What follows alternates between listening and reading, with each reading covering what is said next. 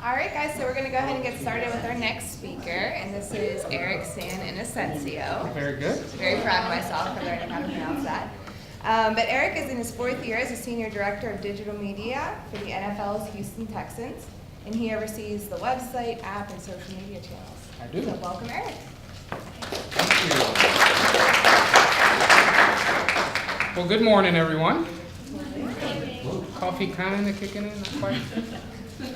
It's funny, actually, I've spent more time in West Virginia in the past 2 years than I ever thought I would in my life. We had our training camp at the Greenbrier the past 2 years. So I actually got a chance to spend a lot of time in White Sulphur Springs and Lewisburg and a few other places. Actually drove up to Charleston for a couple days to do some content there. So when I got the opportunity and I saw West Virginia, I was like, oh, it's a natural time. I'm borderline West Virginian at this point, as much time as we spend up there. But as she described, I oversee social, digital, web, content, and all the different things that come in between. So what I'm going to talk a little bit about during my speech up here is just kind of the science behind what we do with the Texans, a little bit about my story, and then also too how we use simple kind of communications methods to make sure that we maximize what we're doing from each platform. And as I go through this is not meant for me to hear myself speak for 45 minutes. I want you guys to ask questions. That's the point. I'm here to kind of help provide context for how we do it. Obviously, sports is a very unique industry. I'm very fortunate. You know, the things that I do from a marketing perspective or from a content perspective are something that have a natural tie-in to a lot of our fans, and there's a lot of passion there. But some of the processes that we've put in place, I think, are examples that any company can use in real time. And I have an actual case study at the end that I'll walk through. So please feel free, raise your hand, jump in, ask questions. This is meant more for you to learn from me more than me to just kind of preach to you. So I think it's important, before I talk a little bit about what we do at the Texans, to give you some background on myself and how I got to this point. So I've always had a really simple motto in life, and it's to find something that I enjoy doing and then find a way for people to pay me to do it. And it's really something that I followed my whole life, and it's got me to this point, so knock on wood, it's going pretty well. If you look at the top there, that's me. I'm 8 years old, lovely stirrup socks, glasses, trucker's cap, I was ready to go. And baseball and sports in general was always my biggest passion growing up. My dad played minor league baseball, my family loves baseball, so I was going to come home and be a part of that no matter what. And I just loved it so much, I figured out, how can I make this a bigger part of my life going forward? So if you look at the bottom, this is me in college. I took the little bit of athletic ability that I had, and I was able to turn that into a scholarship. And it was important for a couple of reasons. First off, I was the first in my family to ever even attend college, and sports got me there. So it's an opportunity, again, to find something I'm really passionate about and then turn it into something that got me a college education and got me started and allowed me to do something historic for my family. Then secondarily, if you look on the right there, for those of you that don't know, that gentleman sitting next to me is Commissioner Mike Slive. He was the commissioner of the Southeastern Conference. He passed away recently. He was a titan in the industry. So I first started out at Montevallo, a school you've probably never heard of before, and I was working at the Gulf South Conference, which is the league that Montevallo's in. This is all Division II athletics. So this is about 2007, 2008, and at that point, social media started to happen. I got my first Twitter account in 2008, signed up for Facebook around that time as well, and my wheels started turning again. Man, I really enjoy doing this personally. This is fun. You get to learn and meet all these different people. There's all kinds of information coming out. So I thought in my head, how can I make this part of my job? So that's how my career completely changed. I created a Facebook page for the Gulf South Conference. I created our first Twitter account, and I never forget, guys, we threw the biggest party when we got 2,000 likes on Facebook. I mean, that was a massive deal back then. So we were one of the first in the space to kind of use this, and a radio show and a few other things to highlight, because at the GSC, you know, there's some great stories to be told there. Malcolm Butler, who made the big play in the Super Bowl a couple years ago, he went to West Alabama, Josh Willingham, a few others. There's been quite a few great stories to come out of Division II, but there's not that immediate need, or not that immediate bullhorn of fans that are following you. There's still great stories, so how do we tell these stories and how do we reach people and connect them? So social media was my first foray. And at that point, I did that at the GSC for about 6 to 8 months. And then the SEC, which is the biggest conference in the country, and I'm a little biased, I think it's the best, sorry, West Virginia folks in here. So Alabama, Auburn, LSU, Texas A&M, some of the biggest brands in all of college football. The SEC called me and said, hey, Eric, can you do this for us? And at that point, my title went from Assistant Sports Information Director to Digital Media Manager, and my career path completely changed. So again, using that one motto and just the ability to like something personally and have passion about it and turn it into your career has really got me where I am today. If you look on the left there, that's me coming out of the tunnel. There's some defensive lineman guy behind him. I don't know his name. I think it's Watt or something. He's kind of behind me, about to run me over, all 300 pounds of him. But so I've gone from this guy here, with the SEC, just getting started, doing live chats and stuff like that, to now I oversee digital for the Houston Texans in really less than 5 years. So digital is really unique in that you have the ability to compete now. So the one thing that really frustrates me, and I hope none of our speakers today do it, Neil, I know you won't do this, is say people that tell you that they're a social media expert. It's complete BS. You can't be an expert on something that changes every 3 months. And really, it's only been around for 10 years. So if you look at my resume, social and digital as we know it started in about 2009, and that's when I jumped into it. So I've got almost 10 years of experience. I'm at the high end of this.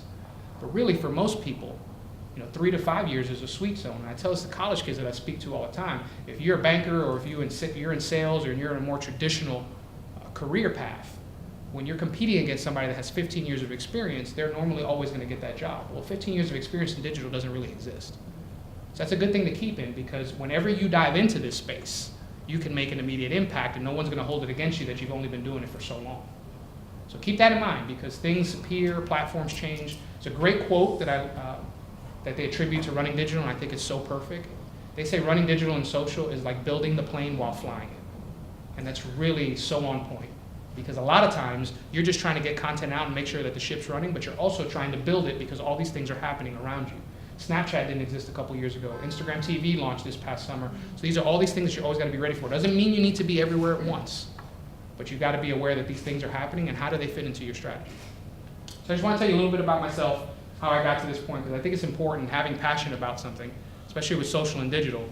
People can do it with their friends and they think it's a lot of fun, and college kids tell me this all the time, oh, I want to be in your role. I was like, yeah, you like doing social, but you like doing it 60 to 80 hours a week, because that's what we're doing. How much time, how much passion do you have for this? And let me tell you, when the Houston Texans are winning, it's easy, but when we started 0-3 this year, it wasn't so much. So to see the emotional roller coasters that we all go through as fans here. And I was actually going to ask that. Show of hands, any Houston Texans fans in the house? Man, you guys could have lied to me and made me feel better. I know I'm in enemy territory. Apparently there's a lot of Steelers fans in here, but I won't hold that against you. So every time you listen to a speaker talk, they always tell you, oh, if you remember nothing from what I say, remember these 3 things. Well, these are my 3 things. And I think they're very important, and we're going to talk about them in depth. But the first thing is connected. From the moment you wake up in the morning to the moment that you go to sleep, you are living a connected experience. You may not realize it, but everything that you do along your day has some kind of level of connectivity to it. Okay? The most powerful piece of technology in the world is in all of our pockets. This phone. You can broadcast from it, you can shoot messages around the world, you connect, you can market, you can find out things about people, you can learn about all different kinds of news and events that are happening in real time. So always living a connected experience. Think about that. The moment you wake up, your phone is connected to the internet. You come to work, your computers are connected to the internet. If you have Bluetooth headphones or your car, anything like that, it's automatically a connected experience. And what you got to remember about that experience is it's not linear. It's never going to go like this. Okay? You may start watching a Netflix show on your iPad and then finish it that night on your television. You may start reading a story on your phone and then finish it on your computer. You may start reading an email on your computer and then finish it when you go home on your phone. So when you're creating marketing campaigns and experiences, you've got to understand all these different platforms with which people will interact with you. Okay, it's a mobile experience first, obviously, but you've got to plan for everything else too and make sure that it looks good, because it's never going to be one straight line from start to finish on a campaign. So you've always got to keep that in mind. We'll talk about targeting and the ability to make sure that you're really hitting the audience you want, but you've got to understand from the moment we wake up to the moment we go to bed, we're living a connected experience. And if you're not really 100% behind what I'm telling you, next time you drive and you stop at a stoplight and there's a crosswalk, look at what everybody's doing. They probably have headphones on and they're doing this. Okay? Watch kids. So it's funny, when I was speaking at Bryce University earlier this week, and it was a few minutes before I got started. And I'm setting up here, and it used to be a couple of years ago, people would come up and talk to you, introduce themselves. Everybody was down and looking at their phone. And then when I said, good morning, everyone, you could see them all shoot their head up. So it's a connected experience everywhere we go. Second thing to keep in mind is how can you customize that experience? Everybody has a website. Everybody has the same social platforms for the most part. What are you doing to customize that experience, to build that personal brand affinity to the followers, customers, people you're trying to reach. It's super, super important. The biggest thing that we see from a connectivity standpoint with our fans and loyalty from our fans, outside of winning, obviously, of course, is the experience that they have with us. We are very fortunate with the Texans. We've sold out every game in the history of our franchise. We have a waiting list of over 25,000 people. And that's not because we've won X amount of Super Bowls. We haven't won a Super Bowl yet. It's because they have a personal affinity with us, and this is not just in the digital space. It's our game day experiences when they come to the games. They feel like we value them as a person, so they are loyal to us as a brand, no matter whether J.J. Watt's playing, or Brock Osweiler's playing, or Deshaun Watson's playing. So how can you customize that experience? When you get into the marketing world, the ability to create a one-on-one connection is probably the strongest indicator of future success that you can have. And remember, everybody's playing in this pool.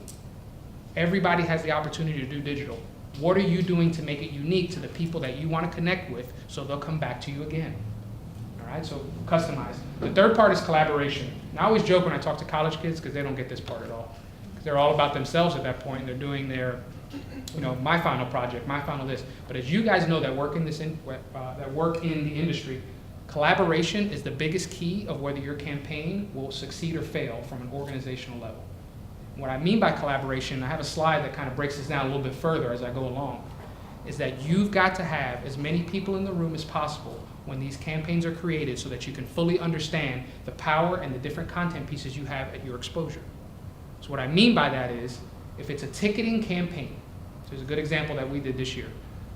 The NFL went to mobile ticketing. So now, outside of your season tickets that you have in hand, everything else is done on your phone. Well, that was a challenge for us, and I'll go more in depth in this later. So ticketing wanted to put together a plan. Well, they had to have digital in the room, right? Because everything that they were going to do was on our mobile app and our experience. And I wanted to make sure we had other pieces in the room, our video team, our production team, because as we created a content campaign around how to make our fans aware of this, we needed all the ideas possible, because there may be something that's in a ticket person's mind that I may not know about, but that he can bring up that's going to make our campaign better. And usually I tell this in reverse, meaning that digital always needs to be in the room. You guys know that. A lot of times what happens is a campaign is created and then you're told to execute it. And that can be really challenging because it's a rigid type of atmosphere. You don't have room to really explore what you want to do. But as you guys grow further up and you connect with different companies here and your careers grow, you have to keep that same collaboration mindset as well. Because thinking that you have the biggest base of digital understanding, and that's fantastic, but there may be different things that pop up that you may not be aware of that can make your digital campaign stronger. So those are the three things that are really important: connectivity, customization, and collaboration. Does anybody have any questions about that? Does anybody disagree with me? Good, because you'd be wrong. I'm just kidding. So I think it's important, before we talk through what the Texans do from a social and digital perspective, that we understand what the world is doing on a digital perspective. So there's a great graphic that was put out earlier this year. As you can see, 2018. This is what happens in an internet minute. Raise your hand if you're a Netflix fan. It should be just about everybody. 70,000 hours watched of Netflix every minute. Okay, so that means if you're watching House of Cards, that's 7,000 episodes of House of Cards watched every minute. That's a lot. All right, a couple other ones really jump out at me. Any Instagram fans in here? Should be a few of you, most.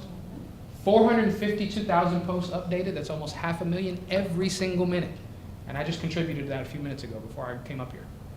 And here's another one that really should catch your eye for people in this room that are working in the marketing and trying to get ROI space. Amazon fans in the house, raise your hand. Order something from Amazon. That's pretty much everybody. Look at that top one over there. $751,000 spent online every minute. $750,000 every single minute of the day. Do the math. I'm not very good at it. It's a lot. Okay, see, these are all the things that not only can we use as tools at our disposal, but also all the things that we're competing against. All right, these are all the things that everybody is doing, interacting with, and is becoming a part of their daily routine. So these are all things to keep in mind. 3 billion. Who knows what that number is? There's no wrong answer. Just shout out what you think. Come on, guys. We're not going to go until somebody says something. What is 3 billion? People connected to the internet? Close. People connected to the internet was the answer. It's very, very close. Keep guessing. Households? Households? Close. You went too meta. Just back out a little bit. Huh? Smartphones? No, actually, there's more. It's just scary. Come on, guys. Keep guessing. How many people that have social media accounts? Boom. What's your name, ma'am? Sarisa. Sarisa, congratulations. Social media users on the planet, 3 billion. How many people know how many people there are on the face of the planet, period? 7.4. Math. 40% of the planet is on a social media platform. Of the planet. So keep in mind when you're thinking about digital campaigns, this isn't a Houston thing. Okay? This isn't a Morgantown thing. This isn't a Texas thing. This is a United States thing. It's a world thing. There are more cell phone users in Africa than the United States and Europe combined. At no point in our lifetimes have we ever been able to shrink the planet from an information perspective like we can in this moment. Okay? I think we get so focused on what we're doing in a daily space and within our bubbles and who we're trying to reach that we don't realize how many other people are using this space to interact. All right? Down there, just 2 notes to keep in mind. This top one is always really funny to me. The average household now owns 7 internet-connected devices. Now, you're probably all thinking in your head, how do you get to 7? It's really, really easy. First off, raise your hand if you have a phone, laptop, keep your hands up, connected TV, Bluetooth headphones. Do I need to keep going? Do we get the point? You get to 7 easy. Well, it's pretty funny, actually. It's myself, my wife, and I have an 8-year-old son. He just turned 8 yesterday. And then a 5-year-old daughter. And between the 4 of us, we have 14 internet-connected devices in our house. And you think like, oh my God, how does that happen? But multiple phones, iPads, which I didn't bring up, connected TVs, PlayStations, all that kind of stuff. I mean, they even have refrigerators that are connected to the internet now. I don't know what you would need that for, but it's available. So it goes back to the point I made earlier about a connected experience that we're having at all times. Our cars are now connected. On the way here, my phone connects to my car, plays the podcast that I want to listen to, while it's also telling me the direction so I can make sure I get to the right spot because the parking around here is tough. Okay? So keep all that in mind as you're doing your digital campaigns. There's some of the science behind it. Does anybody remember what movie this is from? The Hangover. Man, sounds like some of you guys are hungover in this room. This is a great scene for a couple of reasons. First off, most people in this room will understand that what they were doing was spoofing Rain Man, which was a movie that came out in the 80s, obviously, Dustin Hoffman. But really, I think it's fantastic, and I'm going to play it one more time, because I think it's the perfect example, and they were making fun of it here, but what our brains are doing every single minute of the day. So watch it one more time with that in mind. So the cards are dealt. He's counting here, reading through everything that's coming through in the count, which is totally illegal, by the way, and they would catch him in 5 seconds if he did this. But look at all the stuff that he's computing in his mind. Addition, subtraction, square roots, all that kind of stuff so that he can now feel comfortable to play in the game. That's what our brains are doing every single minute of the day. Our brains are processing at faster rate than at any point in human history. And the reason for that is your phone and the way you interact with it. In 2001, the brain processed imagery in 1/3 of a second. That's a snap of a finger, okay? By 2013, that was down to 0.13 seconds. That may not seem like a lot, but that's a pretty huge deal. And that was 2013. I'd love to see that number for 2018. It's probably dropped even further. Video is processed 60,000 times faster by the brain. Let that sink in for a minute. So if you follow media at all, especially sports media, one of the biggest phrases you heard over the past couple of years is pivot to video. It wasn't the greatest strategy. Obviously, it didn't work out in a lot of different cases, but this was the science and reasoning behind it. Now, what we're going to talk about a little bit later is how we make sure that we are hitting all the different content ports to try to reach the people that we need to. But from a video perspective, that's why. Now when you scroll through your social media feeds after I talk to you today, look at it how it's processing. On Facebook, it's a lot of video, especially autoplay video. Instagram, same thing. Twitter, a lot of that kind of stuff like that. Because video catches your brain faster and you're able to process it 60,000 times faster than still images and text. So that's why from a marketing perspective, people have gone in the video direction. People scroll through 300 feet of Facebook feed every day. 300 feet is 100 yards. So if you went to NRG Stadium and started at one goal line and went to the other, that's how much Facebook feed people scroll through every day. And I hate to break it to you, Facebook feed on a computer is about that big per post. So you go like that, you go like that, you go like that, you go like that, you go like that, you go like that, and you go for 100 yards. And that's just the average person. There's people that do more. I'm probably guilty of that, to be honest with you. So the one thing I would tell you from a marketing campaign perspective, especially on social media, is that the first 3 seconds are everything. Okay, you've got 3 seconds to capture their attention, to capture their imagination, to capture the ability to get them to watch further. So most statistics will tell you that if somebody watches for 3 seconds, they're about 60% more likely to watch 10 seconds. And then after that 10 seconds, they're about 50% more likely to watch 30. So this is something that we really had to change our thinking around, and we struggled with in the onset because we do television as well in-house. We do 2 television shows a week, Texans Buzz, Texans Extra Points. They air Saturday on our partner KTRK, which is ABC 13 here in Houston. And in television, you are definitely not taught to pay off within the first 3 seconds. There's a build. There's an opportunity for you to connect, for you to get hooked in, and then we're paying off about 21 minutes into the show. But that doesn't work. 21 minutes, we're never going to get there here in this space. So if you're doing a trailer or you're doing a video of something and you've got that 2-second fade before it begins, you're done. Okay, that's why graphics, animation have become so much more important, because the ability for an image to come out and speak to you immediately is eye-catching, and it resonates with people as they're scrolling through a Facebook feed. Remember, go back to that original slide of all the things that are happening within an internet minute. Those are all the things that are happening on people's social feeds as well. So you've got that 3 seconds to really catch them. And it's not a pressurized thing, it's just a reality thing, to let you know what you're up against when you're trying to compete a campaign, especially in the social space. Does anybody have any questions about that? Think about the scrolling nature. We're not meant to stop anymore when we're interacting on social. It's a constant scrolling experience. If you can make them stop, you've won. All right? Is that 3 second stat just for video, or is it just across all social platforms, 3 seconds? It's mostly Facebook and Instagram. That's where I got these numbers from when I met with them earlier in February. But still, like, I think it's a good barometer for any kind of social platform that you're trying to use, because most of them have some form of a scrolling feature. Even Twitter does to that degree. Twitter's probably even less than 3 seconds because you're scrolling so fast and it's text.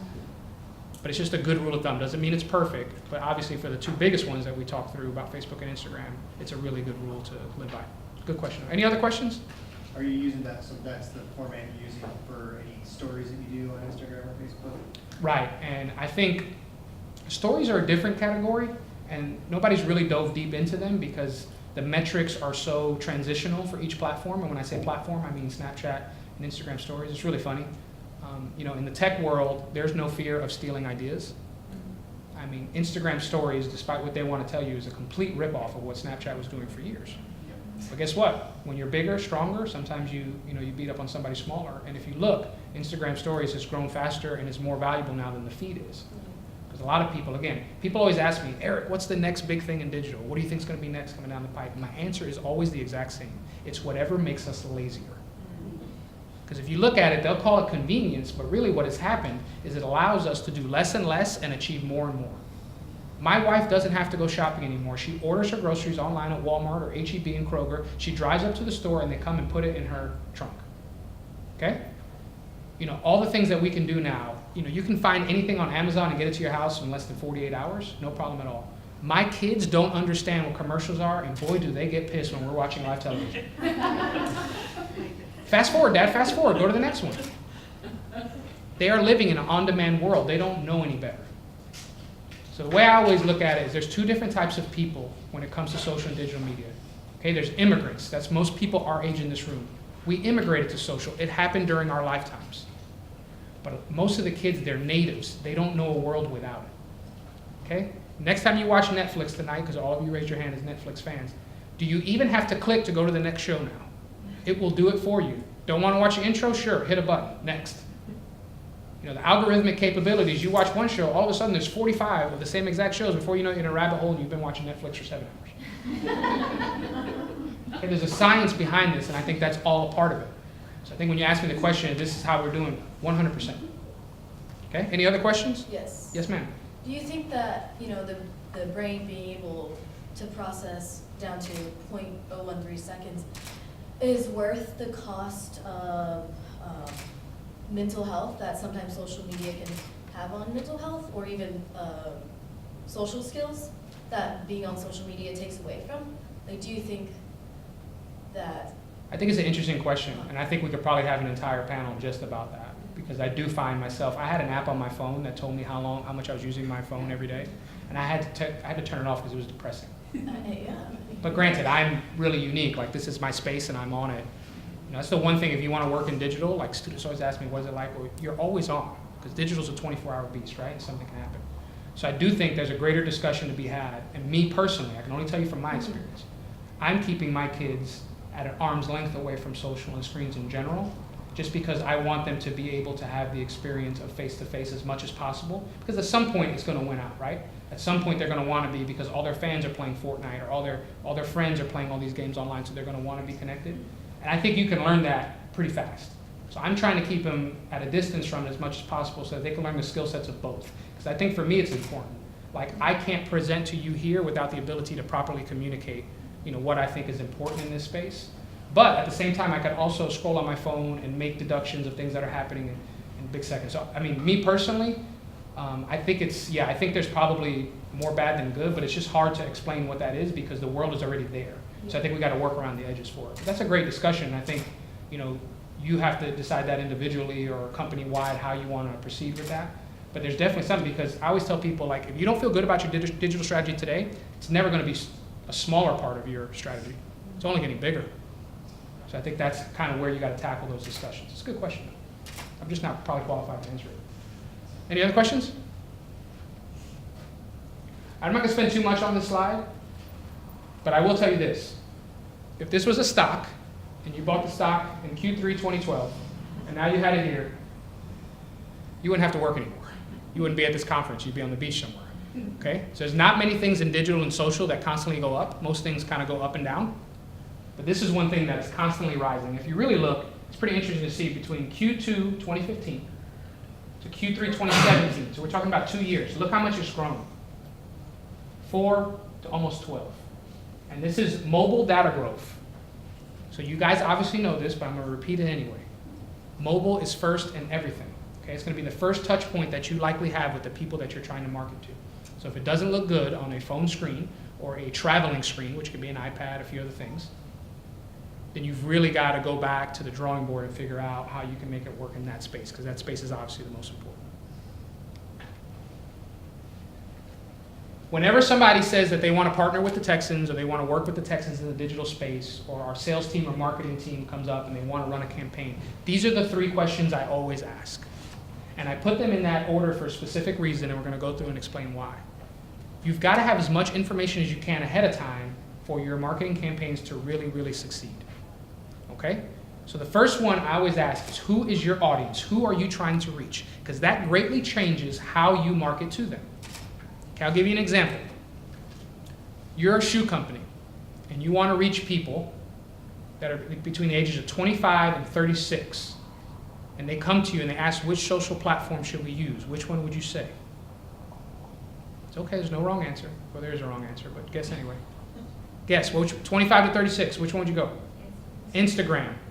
Perfect, okay? If I'm a niche magazine company whose clientele is between 45 and 60, and I'm asked which social platform should we target, which one would you say? This is an easy one, Facebook, right? But that greatly matters. All right? If you are a beer company and you're looking to reach 18 to 22-year-olds on a social platform, which one should you pick? Snapchat, as long as it's going to have to be 21. I should have said over 21. Sorry. 21 to 25-year-olds. That would be illegal. He wouldn't have a job anymore. But again, those 3 different and distinct audiences completely change how you focus on the marketing campaign that you're creating. But it's not just enough to know who your audience is. You've got to know the second part. What are your goals? What are you trying to accomplish with the marketing campaign that you're creating? Is it simply brand awareness and reach, and I just want more people to know about the product I'm selling? Do I want to actually sell the product? Do I want to market an event? Do I want to market a series, a content series that I've branded and done with somebody? So here's how the example builds off itself, right? I want to go to that 25 to 36 age market, but I want to sell them season tickets to the Houston Texans. Which platform would I use? Facebook. And the reason I use that is because Facebook has better tools that allow me to sell things right on the spot, and they also have the ability for me to create lookalike audiences. So I can take a CSV form of all the people that have bought tickets for us, that are within that range, and Facebook can go out and find different people that are similar in their characteristics and their interests, and I can market to them specifically, and it's easy for me to make a sale. So you see how the difference is already? Same target demo, but my goal is different, therefore my platform changes. You've got to ask these questions beforehand. And the third one is more so for those people in the room and for the teams that you're working with. How will you measure the results? There is so much data out there that it can be overwhelming. And that's okay. What you need to do is find a specific set of data points that matter to you and your company and your campaign, and continually track them immediately after a campaign ends. And there's a reason for that. Number one, the only way you get better at this is by learning. Okay? No one just metamorphically understands, oh, okay, so we tried it this way. You've got to go through those numbers because something in there may jump out at you that you didn't realize. The point I made earlier is I said mobile was first and everything, and you guys probably were like, oh yeah, that's true. But when I show you that graph of how it's going straight up, it cements it. Why? The data backs up my opinion. And this is going to be something that is a real challenge, especially in this space. So I'll give you an example. Our president, his name is Jamie Roots, two-time national champion in soccer, one of the most brilliant people I've ever met, does not have a personal social media account. No understanding of what this space is. Knows the value, knows it's important, but I can't go and talk to him in data analytics and he'll understand it. So what I have to do is I have to find ways to communicate this data in ways that correlate to something that he's doing. So if it's social specific, and I'm trying to explain to him the value of this, and he doesn't quite understand it, the phrase I always use is, go ask your kids. He's got a daughter that's 18, son's about 13, 14. They're immersed in this a lot more than he is. And that's going to be a challenge you face, because this is one of the few spaces where the boss that hires you will likely have less experience in the space than you do walking in the door on day one. That's never going to happen in traditional sales, never going to happen in traditional marketing, but in this space it happens all the time. My boss is Mark Vandermeer, the voice of the Texans. So if you've ever heard the Texans on the radio, that's his voice. It's kind of creepy. It feels like he's following me around all the time. But he's another one. He's in his 50s. I think he understands the value of it. But when I try to give him monthly reports or weekly reports, I got to walk him through why this is important.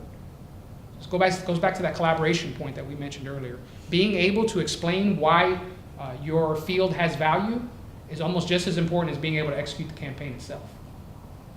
All right? Yes, ma'am. Can you give some more examples of strategies that you use to communicate those things? Like if you're providing monthly reports or anything on campaign performance, how do you communicate that? Great question.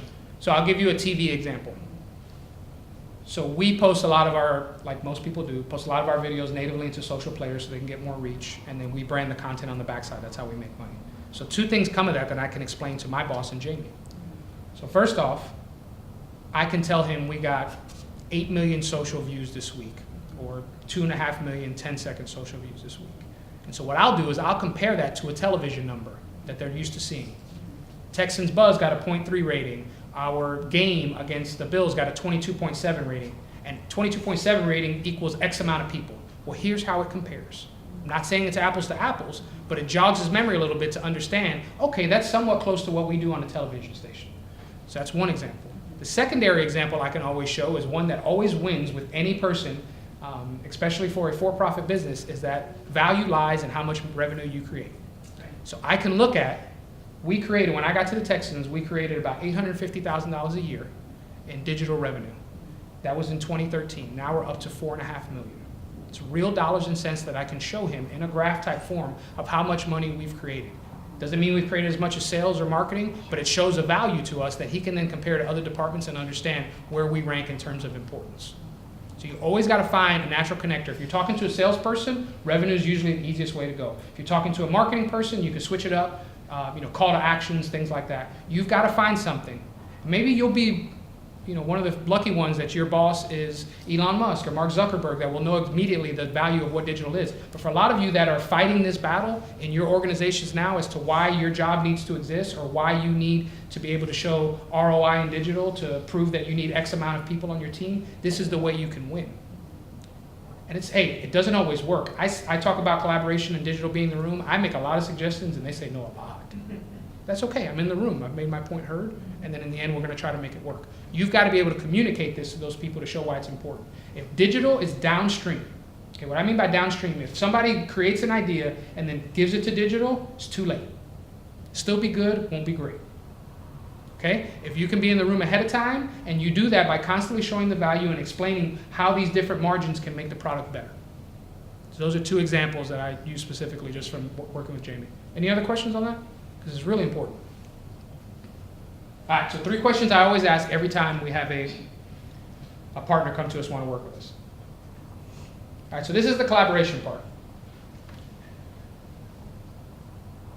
I should preface this by saying that when you think of the Texans, there's 2 different sides of the building, okay? So there's football operations, which is what you think of when you think of the Texans. The players, coaches, scouting staff, weight training staff, that's football operations. Okay, then you have business operations, which is what I'm in, with your marketing, your sales, your corporate, your digital, your creative design, all that kind of stuff. So these are all the different departments that I work with on a daily basis. Okay, I put digital in the middle not because they're more important than any of those other departments, even though I think they are. But these are all the different ways that we have to make sure that we have arms that touch out to all these different things. So I gave you the ticketing example, right? When we went to mobile ticketing. Well, mobile ticketing involved 5 or 6 different departments here in order to make this work. You need the ticketing aspect, obviously, because they're going to tell you what's going on, the nuts and bolts. You need the creative design, because they're going to create actually what the tickets look like, and also some of the creative that we're going to use in campaigns.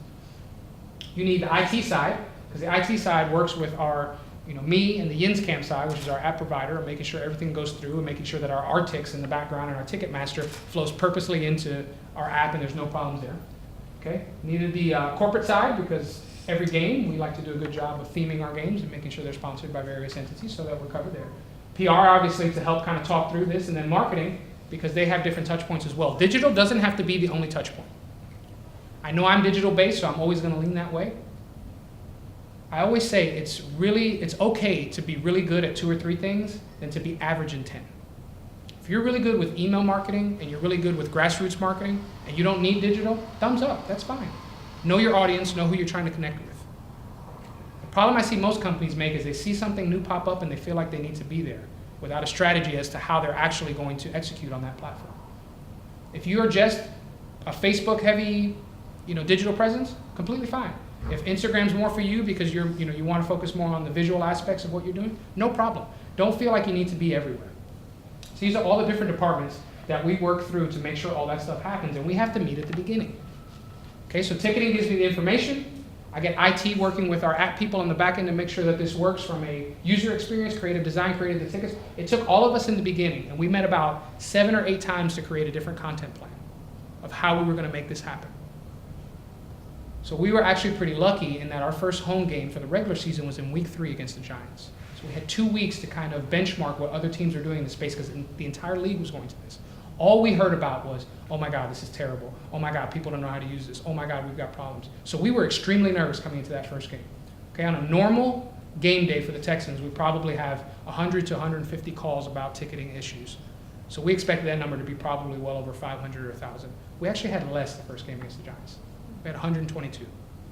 Okay, and that's because we really worked hard, and I'm not giving myself the credit. That's not what this is about. We all worked hard. It was that collaboration that I talked about earlier that allowed us to put something together to make sure everybody had input so they feel good and part of the process, and then also, too, covering all the bases, because I'm not a ticketing person. I don't know what the experience is like, or what age our season ticket holders are, or what % use paper tickets that they get in the mail as opposed to, mobile users. These are all things that I don't have any idea about, so I need them in the room to explain this to me. So that's just a good example of how we all came together to make sure that we were able to solve a problem. And obviously, we're still working through it. It's not perfect. You're always going to try to get better. But without that collaboration, it could have been a lot worse, and a lot of other teams reported that it was a lot worse. And I'm guessing that they weren't all in the room when they first decided how to market this out and explain it to their fans. Any questions on that? How do you guys feel collaboration works in your day-to-day? Is it a big deal? Just nod your head. Nod your head if you feel like you don't collaborate as much as you should. That's a challenge. I gave a keynote at the Federal Reserve Bank in Dallas. I know it's pretty funny, I'm talking to the Federal Reserve Bank. But that was the one thing that they completely stressed, is that their bosses didn't understand the value in it, and so therefore they were just thrown things to do and they felt like they couldn't maximize. You've got to be your own advocate to a degree, obviously. I'm not saying you got to walk into your boss's office, bang on the door, and say, we're really important, and then you get yourself fired, and then you want to blame me for that. But I think it's important that you got to constantly communicate. And it's not easy sometimes, because they just want to kind of shoo you off, or hey, just check the box for me and leave me alone. But the more that you can do it, the better it gets over time. It wasn't like this when I first got here. Let me tell you that right now. It took 4 to 5 years for us to feel really comfortable in the process that we have. And it's okay if it takes time. But if you never dive in and fully try to make this possible, you'll never get there. There'll be bumps along the road, let me tell you. All right, any other questions on that? Yes, ma'am. So whenever you say collaboration, I go directly to teamwork, right? And I'm sure working with the Texans, you have a lot more former athletes than your average company. And that's one of the things that I've struggled with in my career is having this team mentality. I played college softball, so I have this strong team mentality and going into an environment where there maybe are 20 people that don't understand the value there, and they see their end game and how they're going to get there without that collaborative effort. How do you go about, I don't know if it's teaching or what it is, but getting a team who may not understand the value in teamwork to see the value? So I think there's 2 things I would say. First off, you'd be surprised. We actually have very few athletes, especially on the business side. Like I can think of maybe off the top of my head, maybe like 7 or 8 out of the 140 that we have that are former athletes. But I think the only way that you can really properly teach teamwork is from the lead. So Don Shula has a great quote, I know no other way to lead than by example. So I think our president does a fantastic job. We have a mission statement. We have 3 different core values: do great things for Houston, create raving fans, and win championships. So that's something that we always constantly emphasize. We do things in the spring where we're kind of planning for the fall. We have what we call step committees, which are getting people from different departments that normally don't interact with a specific area and getting them to create and plans or share ideas of what they think they can improve. So like I'm on a step committee, for instance, with the ticketing reps to talk through how do we better provide customer service to fans on game day and stuff like that. And I'm not somebody that's normally in the room for those discussions. So whoever's either leading the group or who usually that needs to come from probably the top of the organization, that teamwork is vital and important. So if that person's you, then congratulations and you can do it. But if not, you've got to get the people that buy in, because it's pretty amazing how it works in the space. So when I'm talking to somebody and they outrank me and they tell me something, I may push back a little, but in the end, it's usually what they say goes. But if I'm the lead person in the room and people are underneath me and I suggest certain something, all of a sudden it's like, yes, great idea, Eric. It's not because I'm any smarter in the 2 different meetings. It's because what my position entails and where I rank as opposed to everybody else in the room. So I think that's how I would go about it if I were you. Good question, though. Any other questions? Yes, sir. Talk a little bit about politics and all this. I'm talking business politics. Oh, okay, yeah. How does I'm that play a definitely role not going to in answer that. Because every organization, politics is a reality, right? No, and I think too, it's something that I personally struggle with because I'm always looking for more or always looking for, how do I say this? I constantly need to be challenged. I'm reading podcasts, I read books, that's who I am as a person. That's the reason I went from the Gulf South to here. It's because I can be tough to manage, because it's always okay, I feel like I've got a good grasp on this. What more can I learn? What more can I be a part of? And sometimes people take that in a threatening manner, oh, this guy wants to do something or take over something that I want.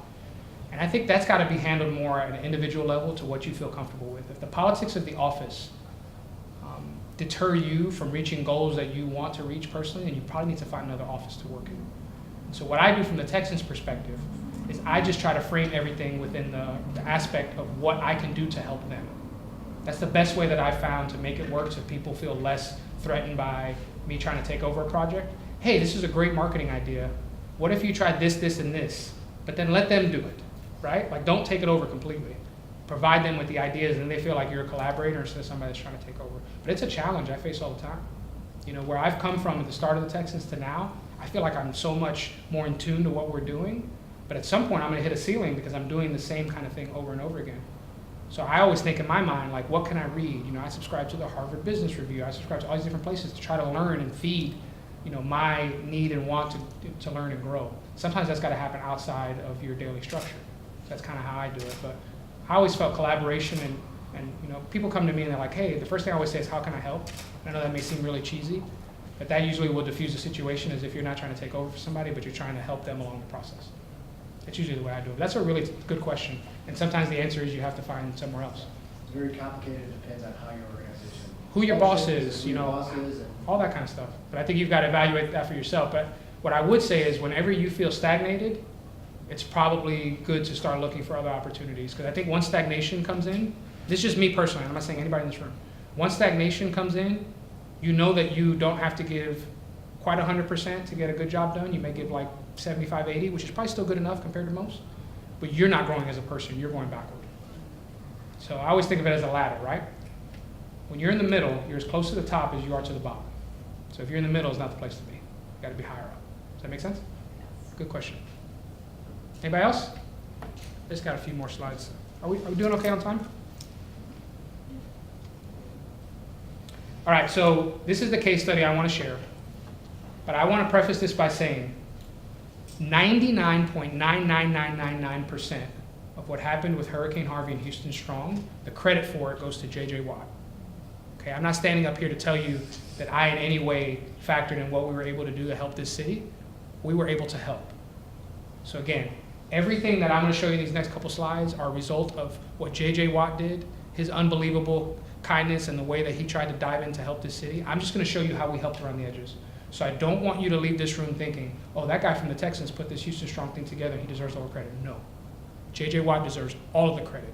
We helped in a few small areas, but it is a good example of how we were able to collaborate across multiple departments, multiple countries, multiple worlds to help the city of Houston in a big time of need, okay? I want to give you a little background on what happened with Hurricane Harvey, just from our perspective, so you can kind of know what we were thinking. The night that Hurricane Harvey hit here was a Saturday. What most people don't know is that we were also at the same time playing our third preseason game of that year in New Orleans against the Saints. And it was a night game. So it's one of the few games that I didn't travel because we hadn't been in Houston for long. My wife is from British Columbia, Canada. She's not really sure how hurricanes work. So I was like, let me stay home just in case anything happens. So I was actually home while we were playing in that third game. Well, Hurricane Harvey hits that night. The rains come. They never stop coming. And our team can't get back. So they're actually diverted to Dallas. And they stayed in Dallas for almost 4 days before they were able to come back to Houston. So in Dallas, they're still trying to practice, we're trying to figure out whether we're going to play our fourth preseason game, which actually is against the Cowboys. We ended up not playing it because it just wasn't the right thing to do. So JJ decides at that moment, I want to help. You feel helpless. You're watching all this stuff on television. This is your hometown, your home city. A lot of our players lost their houses, their families. You know, there's just separation anxiety here. So he said he wanted to help. So if you watch the first video that he did asking for help, it was shot in his hotel room on his cell phone. Okay? And the only small thing that we as an organization helped with is that he was actually afraid to do it at the beginning. The reason that he was afraid is because he was worried that nobody would donate and it would look bad and it would look silly. So we asked him what was his goal, and not me personally, the organization, PR, everybody. And he said to raise $200,000. And then we asked him, this is the best question that we asked. We said, are you going to donate any money yourself? He said, yes, I'm going to donate $100,000. And so our suggestion was, okay, we'll donate the $100,000 up front. If nothing happens to this, at least $100,000 gets to people. His goal was to hit $200,000. He hit that in about 25 minutes. Social media gets a lot of backlash for the division that it creates in our society, the silos it creates amongst us, and that is all true. But in this case, social media helped people in a way that we've never seen before. His goal was $200,000. In the end, he raised $36 million to help people in Houston. And along with the Houston Texans and our partners and a few others, we raised over $50 million to help the city. One of our biggest mission statements, as I mentioned earlier, is do great things for Houston. This is a big deal for us. Texans Care is something that we take a lot of pride in. So for in that moment, us to be able to help, we're not going to fix everything, obviously. This is going to be years before the city gets back to where it was beforehand. But we consider ourselves a big voice for helping and advocating for Houston, so this is what we did.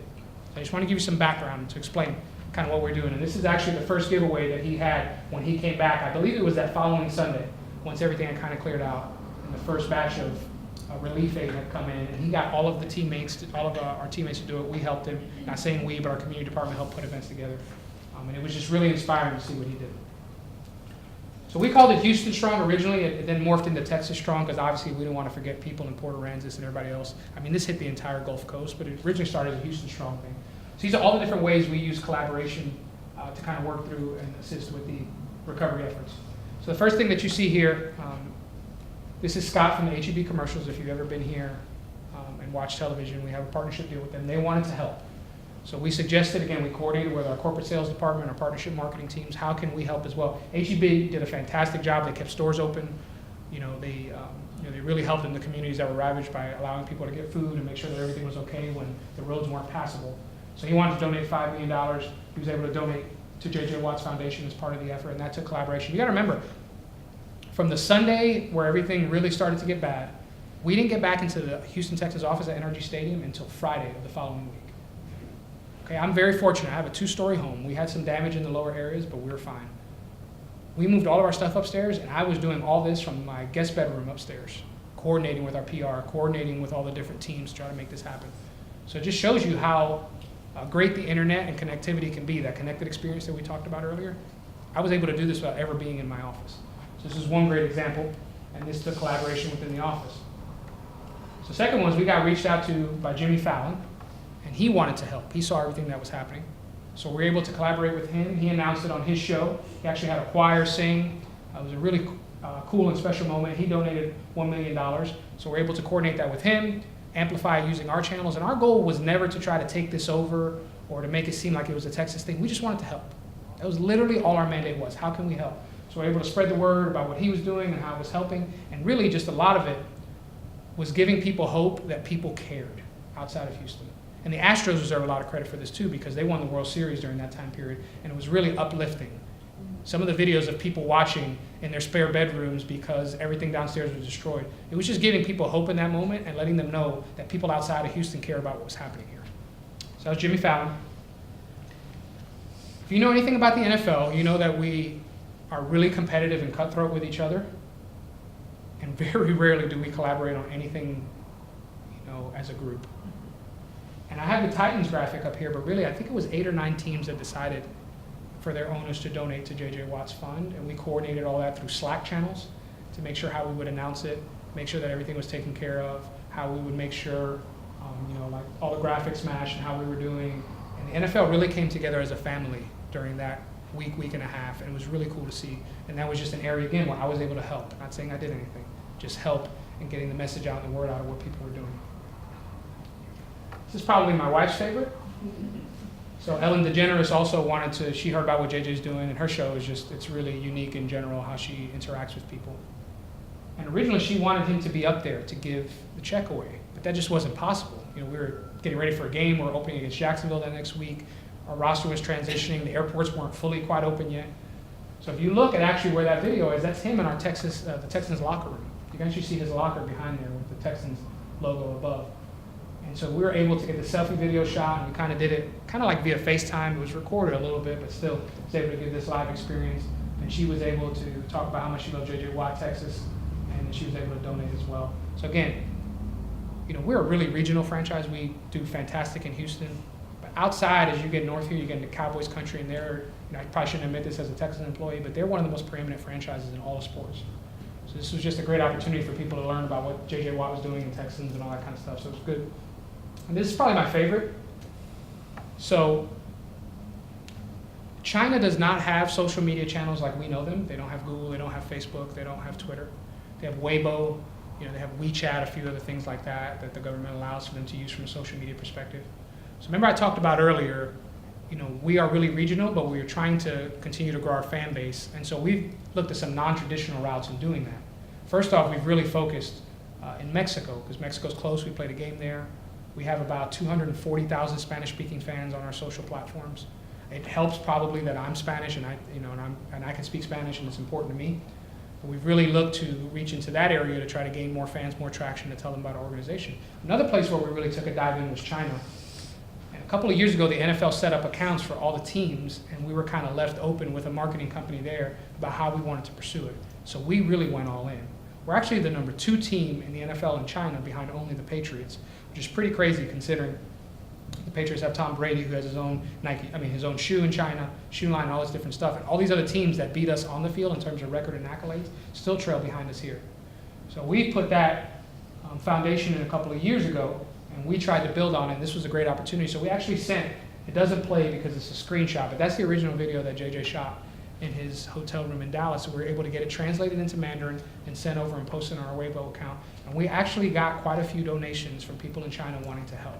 So if you look, that's all in Mandarin, that's posted on our Weibo channels. It wasn't a huge drop in the bucket, maybe a couple of $100, but that still matters. And again, we're able to connect and show people what he's doing and, you know, reach fans that just wanted to see how they could help. I think that's what most people felt in that moment. You feel helpless. How can I go about and help? So we use social and digital as a driver for that. So that's kind of what Houston Strong looks like in the complete. Again, JJ deserves all the credit for this wonderful work that he put in, the work that he's continuing to do in this city. We were just able to play a very, very, very, very small role in helping to amplify that message and reach out to people that normally wouldn't interact with our city, with our organization, or with our fan base, you know, to help people in times of need. Any questions on that? Yes, sir. How did the other players kind of deal with his fame? Like just for this or just in general? Just in general, like, I mean, I think a locker room's a pretty unique place. Like he may be famous outside of there, but inside the locker room, he's still one of the guys. I think you gotta remember too, the NFL is very transactional. The average career length is less than 3 years. So I think like the more you are there, like I'd say the biggest leader in our locker room is probably Jonathan Joseph or Kareem Jackson, just because by factor that they've been there since 2008 and 2009. JJ obviously plays a massive role in our leadership, I'm not saying that. But I don't think he's as famous when he's with the guys as he probably is the moment he leaves the locker room. And then they may go their different ways. So I think, you know, within a team, and you talked about this earlier, being a part of a team, the superstar gets ragged on just as much, you know, as the last person, you know, on the roster in terms of playing time. So I think within our structure, it doesn't really affect anything because we're so, and Coach O'Brien does a fantastic job of this, it's always team first. But I think once the moment JJ leaves, obviously he's a much bigger star and he has a much bigger national recognition. Yes, ma'am. Regarding the players and their social media accounts, I know you said you work on the overall Texans, but they all, majority of them do have their own social media. Do you give them guidelines? Do you have, you know, training sessions for them? Or you just let them do what they want and then deal with if there's any issues? I sure wish I had more control. I will say this, and I'm saying this with all due respect, I don't mean this in a mean way. Coach O'Brien, how would I put this? He's one of those immigrants that I talked about to social media. And I think for him, it's not a high priority. So I think he views it as how do we make sure this isn't a distraction, more so than embracing it. Like I think in college, it's way different because college coaches look at it as an opportunity to recruit. Because if you're talking to 18-year-old kids, social media is where they are. I think for the NFL, it's completely different. I think Coach O'Brien is more, you know, he grew up under Bill Belichick, what the Patriots do. So it's just much more eliminating distraction. So no, I've never given the players, I've asked to several times to give the players suggestions on how they can do things, or even if they want to ask, how does this work? But for the most part, they're hands off in that regard, and I think the message, and I don't know, I haven't heard this personally, but what I'm guessing the message is more so make sure this is not a distraction than some kind of embrace of how you use things. But I think in the end, you know, the bigger a player gets and they become their own brand. JJ posts most of his stuff on his own, which is very unique. But a lot of the guys, they have their marketing people, their own social people. And we try to work together with them where opportunities come up. But for the most part, they kind of operate as their own when it comes to that side of it. Going to the Houston Strong campaign, I'm not from Houston originally. I'm Mhm. from up in New York City, Philadelphia. So when Hurricane happened, a bunch of my friends in New York City wanted to know how to donate. They asked me, and they're like, "Oh, we don't want to donate to the American Red Cross because they had issues with Hurricane Sandy and American Right. Red Cross." And I told them, look up JJ Watt because he's local and he's got that transparent. Even though he's famous and I don't know him, but he comes across as a kind of transparent guy that he'll do what he says. No, and I think you weren't the only person to do that. So I thought it was really fascinating just to see people, you know, asking me who to donate to, and he's the one that came to the top of my head as one of the options. And I think, you know, it's kudos to him and everything that he stands for and all the work that he's done in the community. But I think it's also, too, like understanding, you know, from an organizational perspective that you feel some kind of trust there with what you're doing. And that's mostly him. I'm not saying us, but like he doesn't have his own event team, you know, and that was a lot of the people within our organization that were helping him. So I think that was, you know, a big part of it as well. But you're right. Like I think people just wanted some way to help and they were maybe unsure. So and I think he's done a fantastic job of being 100% transparent as to where the money went. Like earlier this year before the season, he laid out, these are the 6 companies, this is where the money's going. all that kind of stuff. So I think it's been really important to him to make sure that this is done correctly, and his mom and his foundation also do a fantastic job as well. That's a good point. Any other questions on this? Yes, sir. Did you find that there was an uptick in your social following? If you weren't doing that to promote Houston Texans, like more followers? I don't think in our following, it was more so a factor of our reach and like how many people became interested in us after. But what you guys know about social is that the cycle is short. So I think we had a big runway, but then when we came out in the season, we didn't play as well. And so we kind of lost a little bit of that momentum, but then Deshaun started in week 2, and then we picked it back up, but then he got hurt. So I think there's other factors in, but I think in that moment, if you look at that week and the week after, the sheer number of volume, that we had from a social perspective was higher than probably, any time in history other than maybe one other week. So I think that was more the part of it. I think followers, they didn't come as much. They come for different things that you'd be surprised. Like we got more followers when we drafted Deshaun Watson, because almost every Clemson fan in that moment wanted to find out what he was doing in the pros. That's a good question. Ma'am, you had a question? So I have a question sort of on one of your side notes. I work for WVU, and we're finding more and more collaborations in partnership with China. Mm-hmm. And we have a WVU global office in Beijing now that hasn't quite opened yet, but I was there this summer and had to ditch all social media. Yeah, it's tough. And I joined a couple of their platforms, and I'm just curious from your perspective, do you have any thoughts on how, because we are being, we have more and more partnerships and more back and forth between China, and do you have any thoughts on how companies should acknowledge their social media and how we can integrate or work with that? I think the biggest success stories that we have is around authenticity and characters. So I think authenticity is important. Like if you're just putting English language content over there that doesn't resonate for them, then it won't matter as much. But if you are able to do specific things around events that they have, we get our players every now and then. It doesn't happen often, but we'll get them to do specific, where there's a holiday, we'll get a request from our marketing team in China, and we'll get them to try to say it in Mandarin. And it can be even funny because if it's not executed perfectly, I think they understand, at least they're trying, and it can be funny because maybe he didn't say it correctly. And then we found characters, like it's a very character driven, especially in the sports world. Like Yao Ming was fantastic for the Rockets, obviously, in opening the doors. But even things like Toro is really popular over there. For those of you who don't know Toro is, that's our mascot. And it's because I think like in their culture it's a little bit more, there's a lot of anime-based characters and stuff like that. So we found a lot of stuff that we do with him really resonates. And like one of the biggest giveaways we ever did was for 5 different little Toro hats that had like his ears and like you could put on, and we did giveaways, and it resonated more than a J.J. Watt autographed helmet. So I think you've got authenticity drives it, but then understanding what they like about what you're doing and then trying to tap into that as much as possible. And again, like compared to the NBA, compared to Major League Soccer, we are behind because we've never played football there. It's a very unique experience to explain.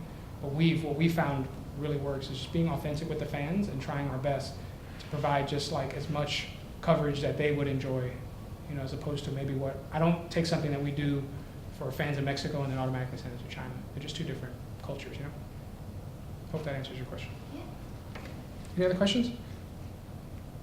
Perfect. So it's my contact information. If you guys ever have questions or anything like that, I'm going to stick around here for a few minutes afterwards. I think you guys have a break after this. I'm not saying sports is perfect. Obviously, like I have it much easier compared to all of you guys. And I work in an area and I completely understand that. But I think a lot of the things that we do from a process standpoint can be beneficial in the corporate world. So if there's anything that I can do to help, answer questions, I may not respond immediately, but I promise I will get back to you. I should put my LinkedIn up there as well, but I mean, with my last name, it's pretty easy to find me. Any other questions? Well, thank you so much for your time. I really enjoyed this. Thank you.